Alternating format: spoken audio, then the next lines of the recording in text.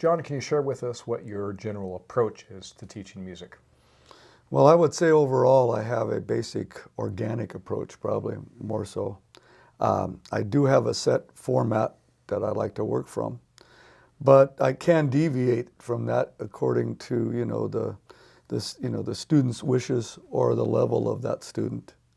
But some of the things that I really like to stress probably is basic music fundamentals, scales, chords, and their relationship. And that also gets into, arpeggios, which are built from chords, and learning about the strong chord tones, those notes, root, third, fifth, seventh, etc. And, to help a person get a more melodic flow, in their playing. So, if the chord changes, you change. So I really like to, I think that's important because a lot of people don't always get the basic music fundamentals. I mean, sure, I'll teach, if a student comes to me and they want to learn licks, licks are important. That's part of building your vocabulary, but knowing where the source comes from, why it sounds the way that it does. And so, again, a lot of students will come to me for just specific things, and I will teach those things. Again, chords, scales, licks, songs, maybe voice leading with chords, chord progressions in general, diatonic and non-diatonic chord progressions. These are, all some of the things that I probably would get into. But again, no matter what a student wants to learn or would like to learn, I still kind of like giving them the fundamentals of music, which I think are important, especially if they want to create. You need those tools. Yes. I noticed that with a lot of your students, you also focus on accompaniment playing. It's common to have guitarists out there who have learned to shred. Harmonica players are kind of the same thing. Yeah. We focus on solos and instrumentals.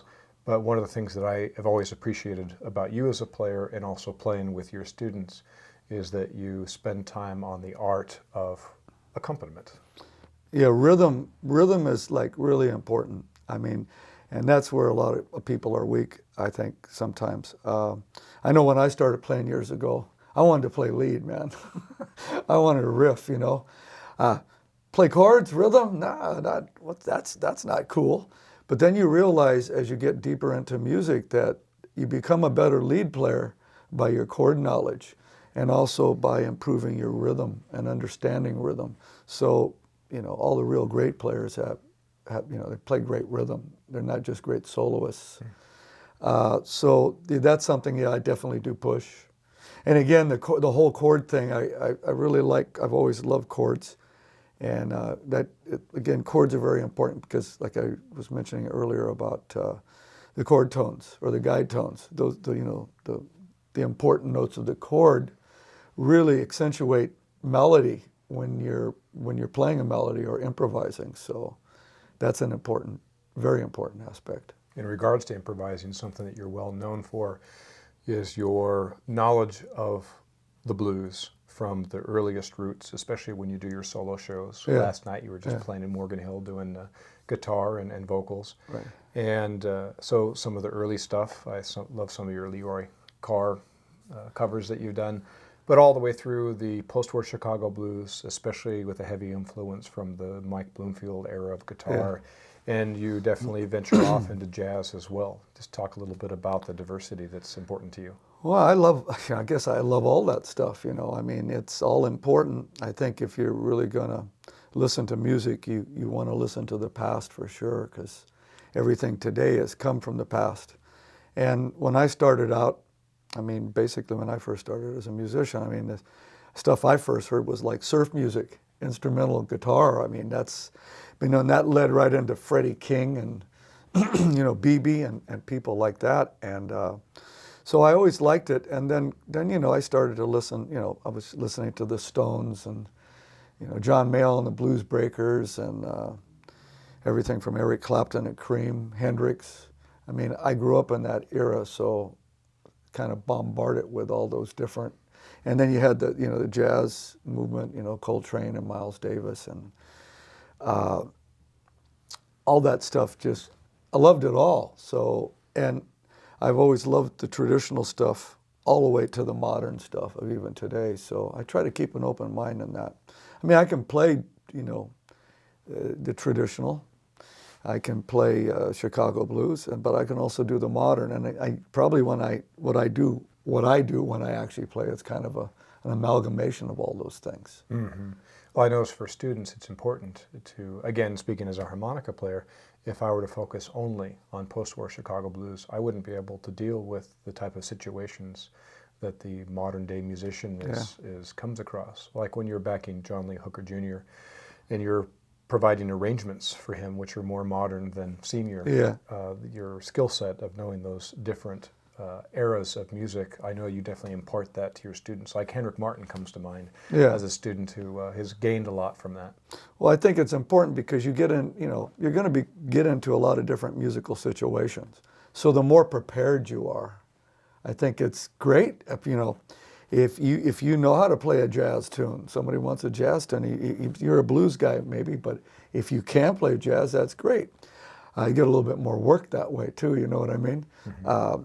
And it's fun to go into the studio, especially, and the challenge of, maybe doing a New Orleans style groove as opposed to, a flat out Jimmy Reed kind of thing. So I always enjoyed the challenge of doing different things, and so that's just, I guess, my mindset. I'm open to that. Some guys probably are not, but I think in this day and age we should be open to a lot of things. Yeah, and I hear a lot of different styles of American music coming from your teaching room. So it's nice to have a teacher that isn't so, this is how you got to do it, No, I'm pretty open-minded, and I mean, you play what you like. I mean, all music has something to give. You can find cool stuff in every style of music. Whether you're a jazz guy or a blues guy or a country guy or a rock guy, you should be listening to everybody. And I mean, my collection of recordings at home is really diverse. I mean, I listen to everything from Indian music, ragas to, Train, or going all the way back to Leroy Carr or Big Bill Broonzy, and a lot of, all the classic blues guys like Muddy Waters, B.B. King, Freddie King, Luther Allison. I mean, I love it all. So I can't, that's the problem. I love it all. And hey, good music is good music. I don't care what style it's done in. And if it's got feeling and soul, I mean, that's what it's about. For a brand new student who comes to you, who's never played the guitar before, what's your emphasis? Well, it depends on their age. I mean, if they're really young, I'll probably start them out real easy. I'll play some basic, abbreviated chords, because usually playing full chords is hard for a real young kid, especially if their hands are small. And if they're a little older, and they can play chords, and I'll start them out with some basic chords, chords that sound good together, just to get them playing and physically get their fingers working. And sometimes I'll start them out with, some simple scales, again, just to get the hands moving.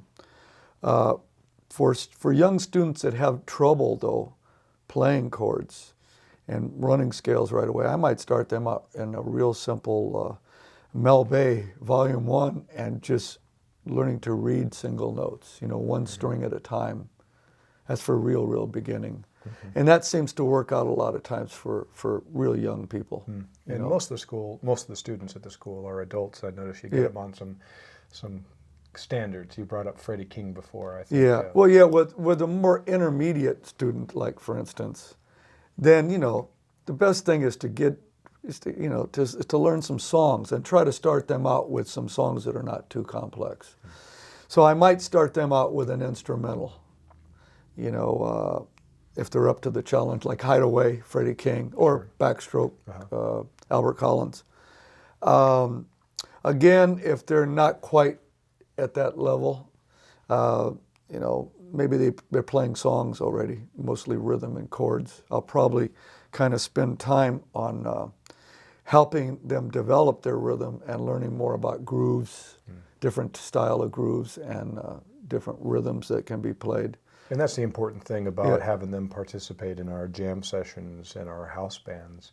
I noticed your first method book with Melbay Publications focuses on those different type of grooves, the shuffles, the swings, the mojo beats. And that's really the backbone of what makes a diverse blues guitarist, wouldn't you say? Oh, absolutely. Because, you go to a jam session, somebody calls out a tune, they call it a groove. I mean, you got to be ready to play. So again, building up a vocabulary of those things, I think, is important. That's what we try to do here anyway, is give everybody somewhat of a foundation. So if they go to the jam and somebody calls out a rumba in C, they know what a rumba is. Even for like, a more intermediate player that hasn't gone to a lot of jams. So they'll be ready. That's the main thing, is giving them tools so that they can play these tunes. And even if they're not really super familiar with all the classic, say, blues tunes, at least they'll know how to play a 12-bar blues or an 8-bar blues. They'll have some kind of an idea. It's common for me to bring up a groove at one of our jam sessions, or to hear one of the students bring up a groove and one of your guitar students saying, I haven't played this one, but I'll give it a try. Yeah. And then they'll do some chord slides, or they'll do some type of rhythm they've learned from your lesson book. Yeah. So sometimes just starting out simple like that is a way to, and plus once you get out there and you play, it's pretty fun. Hey, that wasn't too bad. I didn't sound that bad. And they go, yeah, I want to learn some more about this, and it pulls you back in. So then you build up more information, more knowledge, and the next time you play, it's even better. And that's what leads to one of the core principles of School of Blues, was really to bring the students together, give them a context. And obviously songs are kind of at the heart of that, learning a song. And that's how most people start, and learning the licks and the stuff that comprises those songs.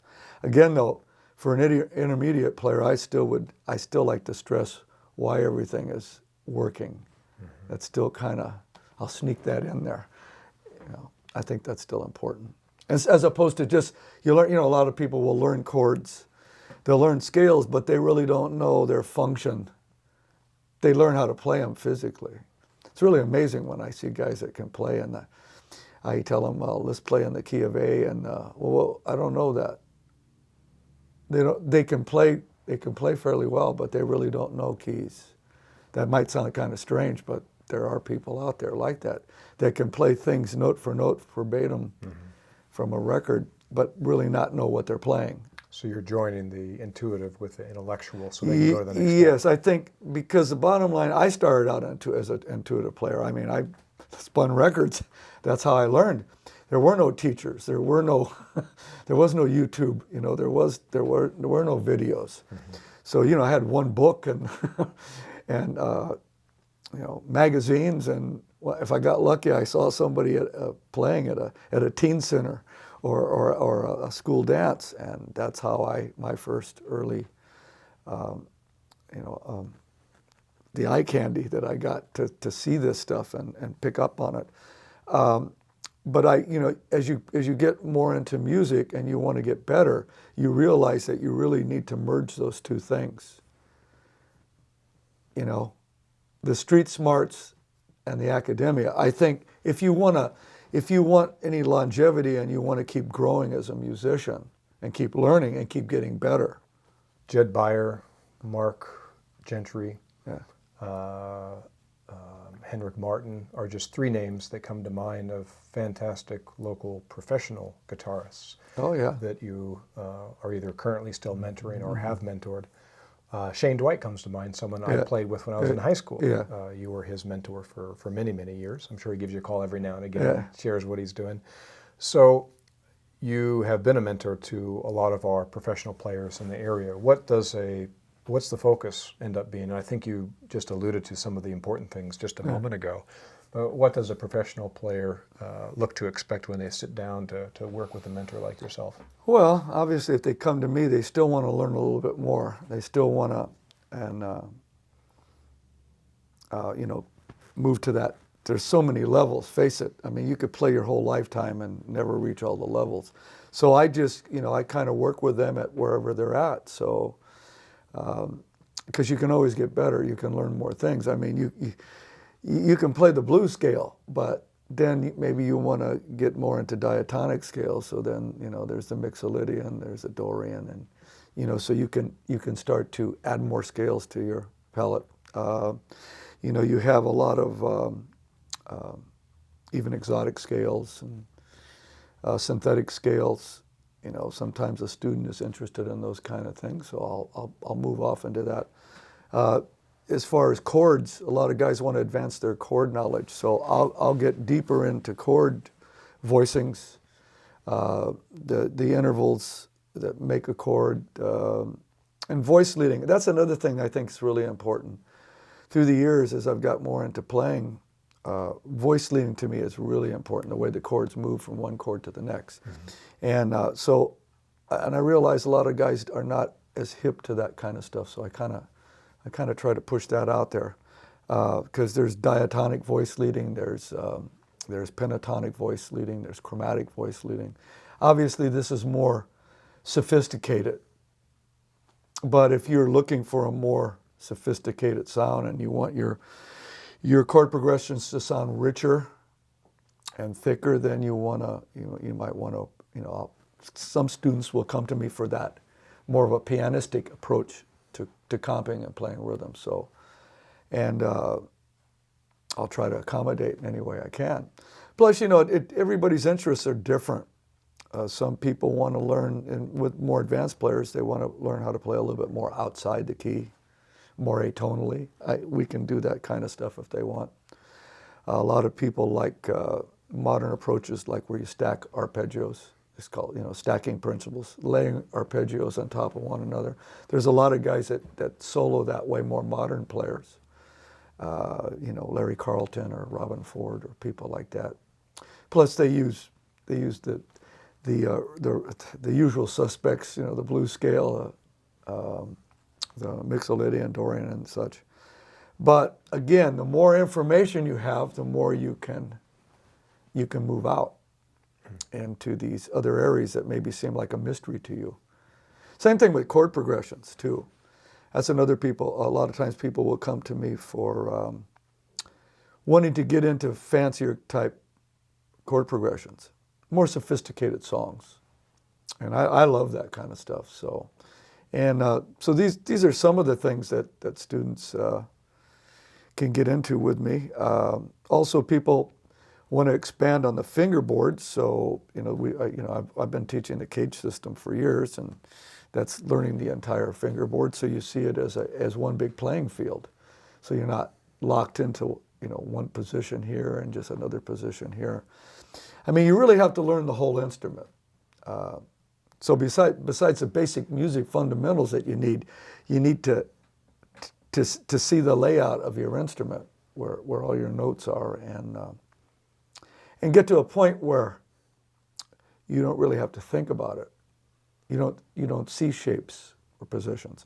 I actually do some stuff like that with people. I'll isolate certain strings where they can't play them, and then they have to play more horizontally as opposed to vertically.